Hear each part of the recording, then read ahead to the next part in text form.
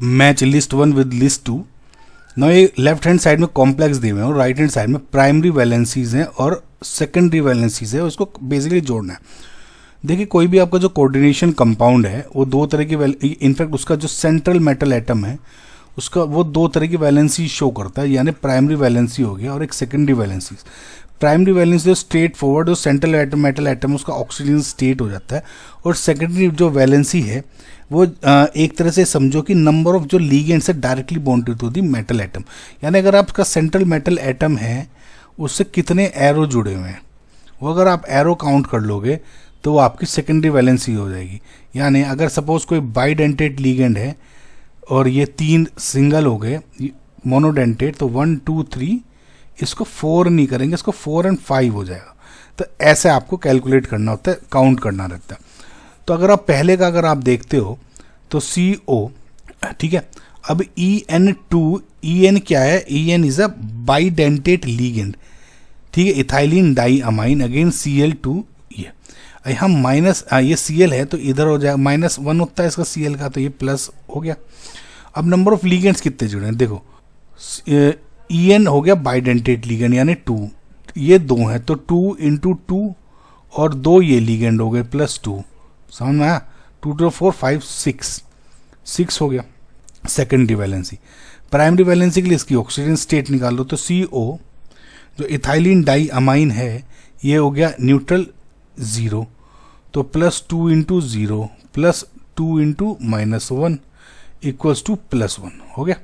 तो CO -2 equals to +1 यानी C is equals to +3, यानी 3 and 6 A का हो गया आपका 1, A का 1 है तो यानी ये कैंसिल आउट हो गया and this is also cancelled out. Again जब नेक्स्ट ऑप्शन देखो तो इसमें सिमिलरली ये अगर आपकी सेकेंडरी वैलेंसी इसमें निकालनी है तो 2 मोनोडेंटेट है सबके सब, तो यानी 2 ये हो गए, 1 हो गया 3 और 1 ये हो गया 4, तो सेकेंडरी वैलेंसी इसमें तो हो गई 4। प्राइमरी वैलेंसी अगर आपको इसकी निकालनी है तो PT, और देखिए न्यूट्रल है, बाहर कुछ नहीं है कोऑर्डिनेशन स्फीयर के, तो 0 है, तो PT +2 × 0 NH3 0 हो जाएगा। Cl कितना होगा -1 और NO2 कितना हो जाएगा अगेन -1। ओके, सो ये हो गया 0, तो PT will be equals to +2, तो यानी 2 and 4, यानी जो इसका हो गया ये 2 and 4 यानी ऑप्शन नंबर 4। सो B का 4 है तो यानी अभी तक ये भी कैंसिल आउट हो गया, तो फिलहाल ये दिख रहा है। जस्ट फॉर प्रैक्टिस में आगे और भी देख लेते हैं ना। अब Hg ये हो गया Hc, देखिए HgCOSCN4, देखिए अच्छा इसमें एक चीज़ देखिए, कभी कभी स्टूडेंट्स को कन्फ्यूजन हो सकता है कि इसमें Hg को मैं प्लस ऑक्सीजन स्टेट में करूं या +2 ऑक्सीजन स्टेट में करूं। देखिए इस टाइप में अगर आपको पता है कि इस कंपाउंड को मर्क्यूरी 2 टेट्राथायोसाइनेटो N कोबाल्टेट 2 बोलते हैं तो वेल एंड गुड, और अगर नहीं पता है तो थोड़ा सा आपको अपना दिमाग चलाना पड़ेगा। कैसे? पहली बात तो आपको ऑप्शन नंबर 2 पता लग गया, यहाँ पे सही है, ठीक है, लेकिन इसको होल्ड पे रखो पहले, या होल्ड पे भी ना रखो, सोचो सेंट्रल मेटल एटम कौन सा है इसमें क्लियरली बता लग रहा है आपके सेंट्रल एटम आपका CO है, तो CO के सेकेंडरी वैलेंसी तो आराम से निकाल सकते हो, कितनी है, SCN होता है मोनोडेंटेट यानी 4, तो अब 4 वाला ऑप्शन देखना है जिसकी सेकेंडरी वैलेंसी हो। ये जो B का 4 तो अब तक ऑलरेडी यूटिलाइज हो चुका है, C का जो दूसरा है वही बचा हुआ है, तो यानी दूसरे का दूसरा ही होना चाहिए जो कि इसमें भी दिख रहा है। प्राइमरी वैलेंसी आपको इसमें निकालने की जरूरत ही नहीं है। समझ में आया को मैं कैसे कह रहा हूँ? नहीं तो बाकी आप इसका वैसे निकाल लो।